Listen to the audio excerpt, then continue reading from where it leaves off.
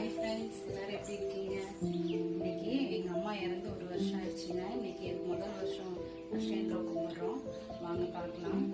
இப்போ கூடுதலை போய் பவானியில் எல்லாம் திரியெல்லாம் கொடுத்துட்டு வந்து அண்ணன் வீட்டில் இன்றைக்கி படை போட்டு அம்மாவுக்கு சாமி கும்பிட்றது. வாங்க பார்க்கலாம். அம்மா இறந்து ஒரு வருஷம் ஆனது எங்களால் முடியல. ஓகே, அதுக்கப்புறங்க நானும் அவரும் கிளம்பிட்டோங்க.